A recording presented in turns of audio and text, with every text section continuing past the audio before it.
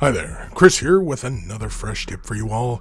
In this video, we are going to continue our look at painting the Primaris Outrider from the INDOMITUS box set, and this is part 2 in painting the Marine itself. To get us started, we are going to start working with some Celestra Gray.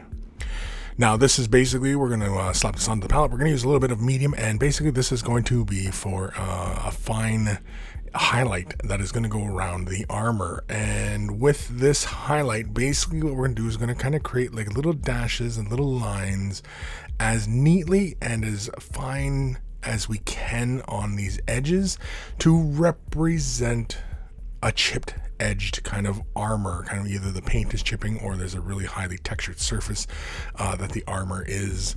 Either way, this highlight is going to be a very fine highlight.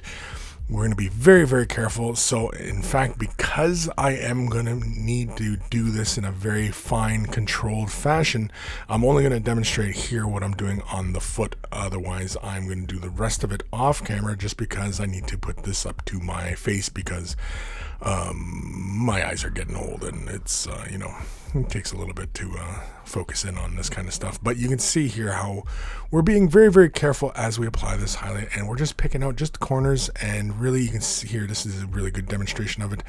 You can see how it's almost kind of randomly placing these little edges and little nooks and crannies and things like that. It's kind of imitating where light would catch if that surface was uneven or it had nicks and knocks out of it. And of course, you can see I also put in a couple scratches along the foot as well. So here's the armor after I've already completed all that, and we are going to come in with some Abaddon black, some Lamian medium. We're just going to throw a little bit of black onto our palette and a drop of medium. This is really kind of really thin down, and basically wherever we created those little scratches, we're going to put this black line in as fine as we can get right above the light gray. So basically we're imagining that this is kind of like a big deep gouge into the armor, and the light is playing on the lower portion of where that gouge is, and that's where it would be illuminated. And of course we're also bringing it to the very edge of that surface so that basically it gives us the impression that it is obviously gouged into the armor, not so deep that it's obviously going to be rusting or showing the metal or anything like that. We're not doing anything like that. We're just kind of like, these are just surface gouges, or possibly even the paint has been applied over it. And we're kind of imagining just battle worn kind of armor. Here you can see I'm simply doing the same thing on the fist over here. There really wasn't that many scratches I applied onto the model.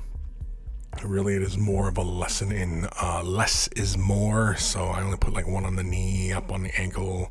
I believe it was one on the backpack and one on that gauntlet with the, that gold device on his forearm. I don't know what the heck that is.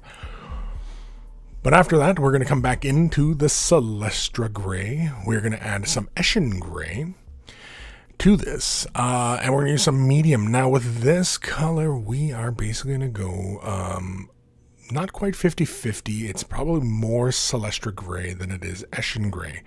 But really, we're going to mix it to eye, so which is why I put the paint next to each other into the medium. I just really want a deeper Celestra Gray. I'm not looking for all the way into Eschen Gray, as it were.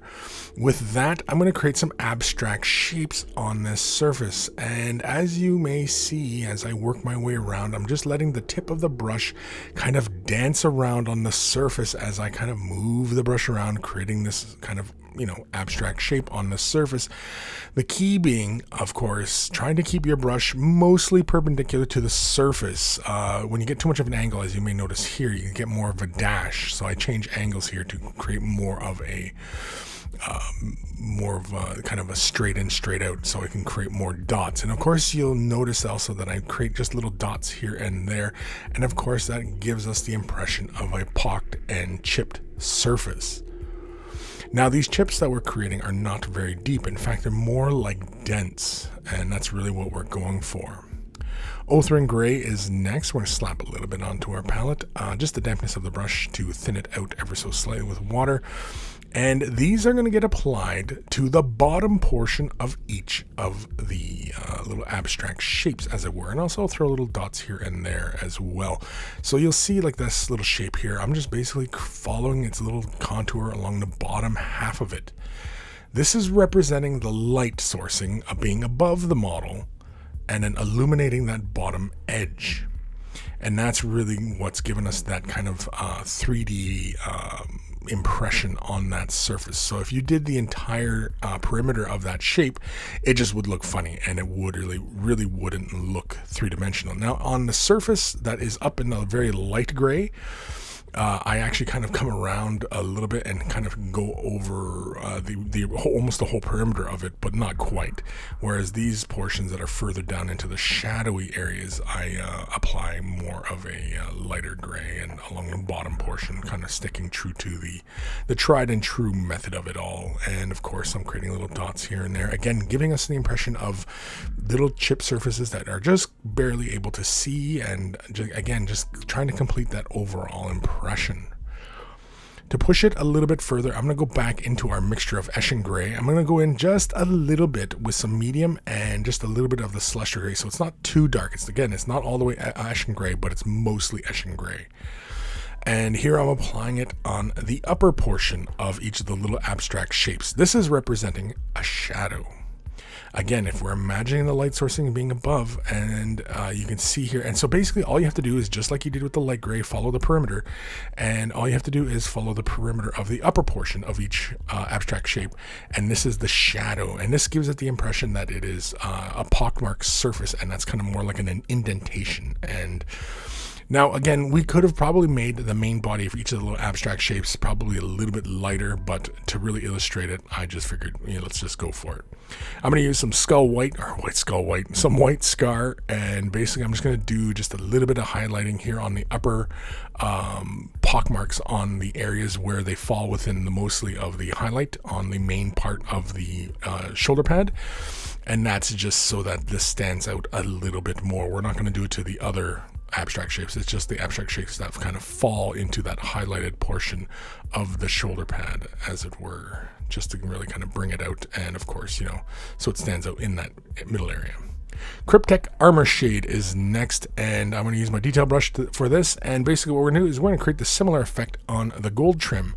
Now, because we've used a metallic here, this effect is going to be a little bit trickier to pull off, and for some of you out there, you might not want your gold and your metals to be this shiny, and this is just kind of really, in person, this effect really works very well, because mainly the gold and the metallics, they reflect so much light, and when we start to do this effect, when we bring it to its completion, it actually gives us a very good impression of pockmarked and chipped up nicked metal. So you can see I'm just applying it somewhat randomly, not getting too hilarious and not applying too heavily a color on. Ulrich Armor Gold is next, and this is again following the same kind of theory what we did with the pockmarks on the shoulder pad. So we're highlighting bottom portions, but those areas that are on the very top of the trim of the shoulder pad, basically I'm kind of highlighting, kind of picking a direction and just highlighting it, and also bringing a little bit more highlight towards the corner of each of the shoulder pads. Along the sides and the bottom area, I just, again, follow the same procedure. I'm just highlighting the bottom portion of each of these little abstract kind of shapes that we've sort of created. Really, I was going for more of chipping and nicking rather than kind of big abstract indentation type shapes. And of course, you can see the Kryptek Armor Shade, because it's such a saturated color, it looks very, very dark on the shoulder pads, and in person it was very dark. And so we'll correct that in a moment, but you can see we're just simply following some edges here, and again, using the where we had laid the oblong shapes to be our guide as far as where we're placing highlights and where we're creating our effect. I'm coming back in with some Balthazar Gold, and this is going to be applied mainly within each of the little dark spaces that where we had used the Kryptek. What I'm basically doing is I'm laying this inside, but I'm kind of getting it where it's basically butting up close to where the Kryptek armor shade was darkest, so that we're getting a really deep shadow, and we're getting mostly just Balthazar gold in that area. We're going to use Agrax Earthshade, the regular old matte variety, and we're going to apply this and create lines and finish off details and our hard shadows in these areas. Now, I'm allowing this to fall within most of the areas where we had applied the Kryptek, as well as that reapplication of Balthazar Gold. But what this does is, because this finishes off matte, it actually knocks the shine off the area. And what ends up happening is, as you look at this in person, you see the gold and how shiny and reflective it is. But then with where it's matte, it just knocks that right off. And so it actually looks like a bit of an indentation. It changes the way the light plays on that surface. Dorn Yellow is next, and this is going to be a fine highlight, again following the same kind of theory we did before, where the color gets brighter along the bottom portion of each of the little abstract shapes. And of course, because this pad at the uppermost portion, I just do a little bit of edge. And of course, just like how we did with the Celestra Gray at the very beginning on the main portions of the armor, we're just kind of creating a bit of a stutter step on each of the little edges, doing as we do a kind of an edge highlight. Again, it gives us that impression of a chipped armor, and it creates a little bit of texture, and it makes the area not feel quite as smooth as it previously did. And of course, the more control you exercise at this point, the better and the neater the effect will be, especially at arm's length when you're looking at this. And of course, you can see here the yellow is an opaque color, but again, it gives us those defined edges, and it allows us to really kind of get the impression that the gold is all kind of nicked up and dented and chipped and all that. And that is the second part of working on this Primaris Outrider body. Huge thank you to all my patrons. Without their support, these videos would not be possible.